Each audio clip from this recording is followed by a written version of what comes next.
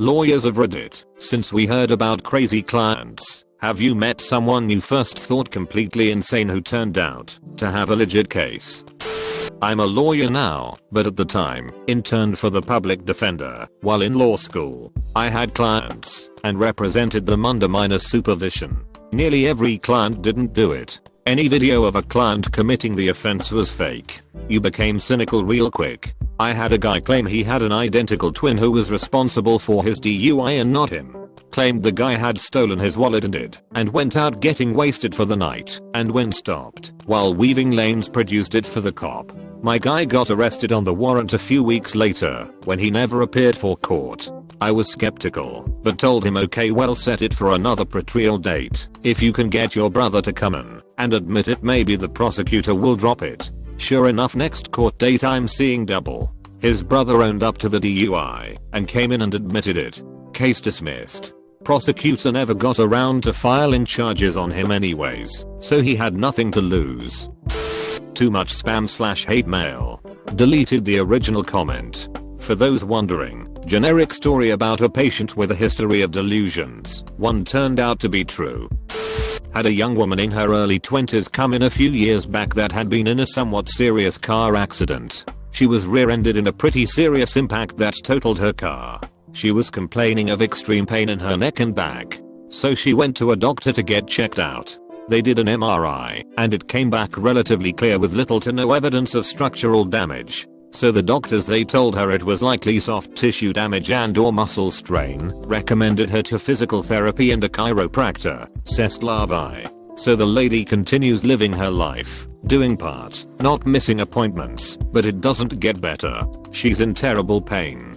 So they up their treatment plan to spinal injections, rhizotomy, etc. to try and alleviate it. This gives her temporary relief, but doesn't fix the issue. So after nearly a year, the doctors finally say enough is enough and do full MRIs of her back, not just the areas she's complaining about. Turns out that the area they previously imaged was slightly too high, and just below the prior images she now had 2 grossly bulging and 1 ruptured disc. She now needs an invasive fusion surgery to fix the issue and has a 28% permanent disability rating due to her loss of mobility and range of motion in her back and neck. Long story short of this is that a young 20-year-old woman went around for a year telling everyone she was in extreme pain, but her doctors didn't really believe her. As her lawyer, I believed her complaints of pain and was highly sympathetic, but objectively there was no evidence. Man oh man, did that change after the second round of MRIs. Case is still pending, so I can't tell you all how the story ends. But it's certainly looking like a high dollar value pie case at this point. TL. Doctor, young woman in car accident. Doctors tell her she's fine for a year, while she's complaining of blinding pain. Turns out after a second round of imaging she actually has extreme back problems, needs an expensive and invasive surgery, and is permanently disabled. Small pie case pending for a year became an extremely valuable pie case that will likely be worth 6 to 7 figures. TL. Doctor, client came in for drug case, had been on death row, was not dead or in jail. So, this won't quite answer your question, but I love this story. Had a guy come in with a drug case. Fairly standard intent to produce, he'd been caught red-handed. After intake interviews we look into backgrounds, just to see what else is on their record. Usually it's pretty much the same stuff. Drug is with drug charges and whatnot. As I'm going through this guy's history I find a murder charge. Not just that, one that he'd been convicted of. And not just that, he'd been sentenced to death. Yeah, the guy I was just talking to was on death row. Not something that happens every day. Turns out, he'd actually been framed for a murder while in prison, was convicted and was sentenced to die for it. He claimed the whole time he didn't do it, eventually found someone to take up his case, and was exonerated. I suppose that part fits the completely insane, but turned out to have a legit case part. Now that I think about it, the details of just how he was framed and subsequently freed are pretty specific and would give identifying info, so I won't relay the framing story. Not me but a friend. He is rather odd and complains about all kinds of things, like electromagnetic power causing his health problems. He was leading a group of people who were opposed to new electric power meters which wirelessly transmitted their info to the electric company people. My friend was approached to be their lawyer. The guy comes off as being crazy, but it turns out that the electric company had cranked up the power on these babies so that they were 100 times stronger than what they were in other countries and could legitimately cause all kinds of health problems in people. I think they didn't go to court, but the company decided to bring down the power on their meters on their own.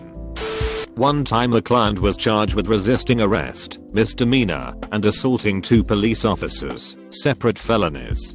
The client completely denied all the allegations and insisted the client was at the wrong place at the wrong time. The client walked up on a fight and suddenly the police attacked the client. The police report stated the client was involved in a fight and resisted being taken into custody. It went on to state that the client struck one officer and kicked another. I figured the client was good for it, but I decided to dig into the client's claims and see if I could find some grain of truth in the client's story. These events occurred in a mall. I went to the location, identified all the security cameras, and subpoenaed the videos. A few weeks later, an envelope showed up in the mail with the requested videos. Turns out the client was telling the truth when the client claimed to just be a bystander to the fight. The video portrayed the officers pulling the client out of the crowd, throwing the client to the ground, and repeatedly tasing the client. At one point, there were 4 officers and 2 security guards beating the client up. Presented the video to the grand jury and had the felonies no billed. I then showed the video to the prosecutor and the misdemeanor was quickly dismissed. Afterwards, I handed the client's file over to a civil attorney to sue the city, police department, mall, and the officers. This was one girl in my sister's class when she was in high school who kept complaining that the teacher wasn't doing his job properly, how he was being lazy, and trying to play the guessing game about what the exam board would be putting on their learning for life and work A-level exams. Everyone accused her of being paranoid, since he was well known for helping his students get high grades.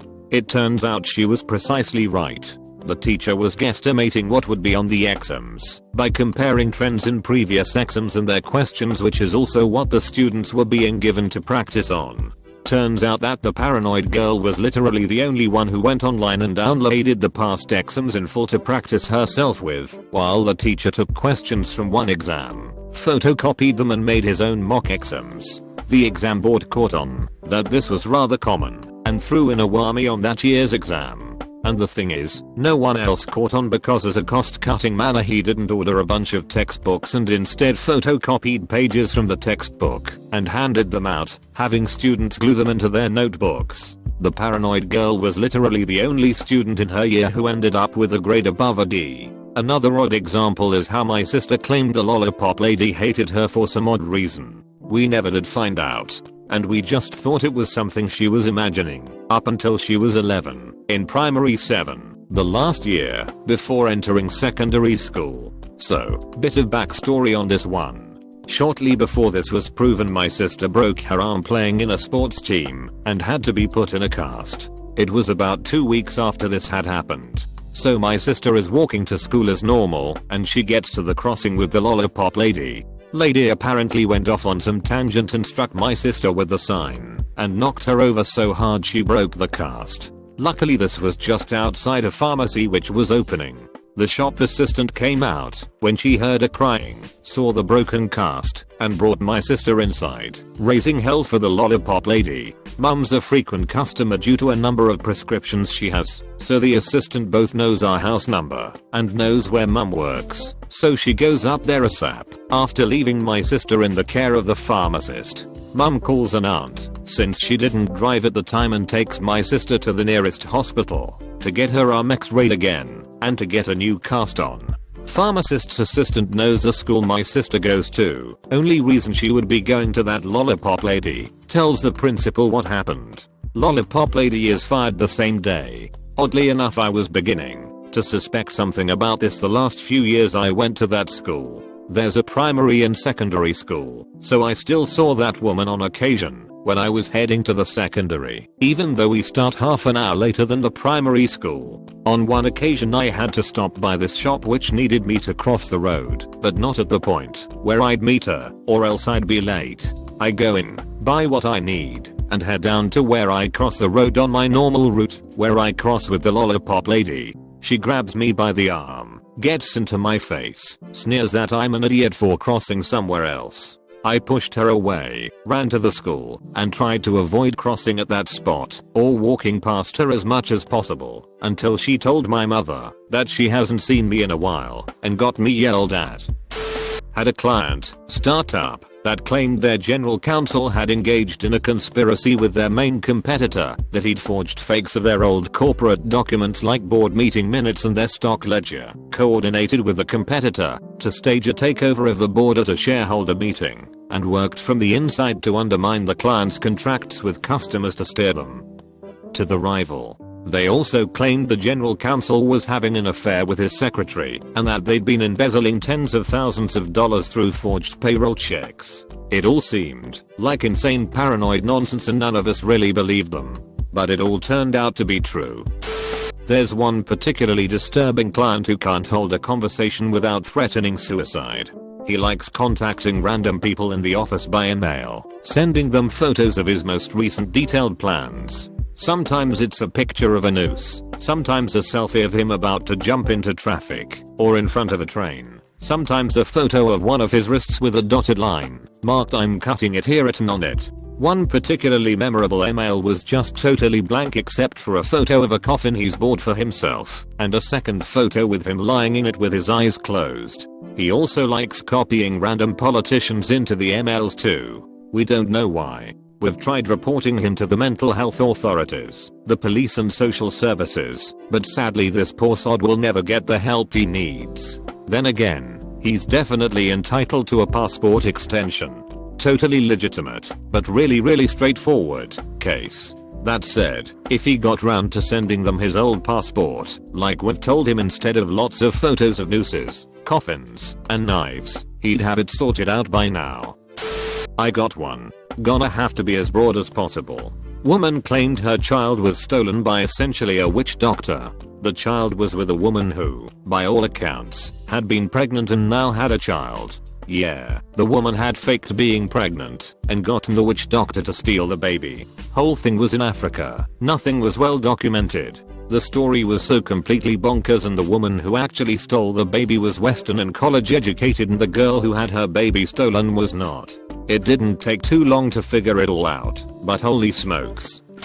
People might be interested in the case of Daniel Rugmaden, who was wanted and eventually arrested for tax fraud. He claimed the cops gathered information from him by sending rays into his living room via a stingray. Stingrays are a type of surveillance technology that can intercept cell phones, and before this case most of the public didn't know they existed. Rugmaden wound up representing himself because no lawyer believed him, and he wound up being right. Read more.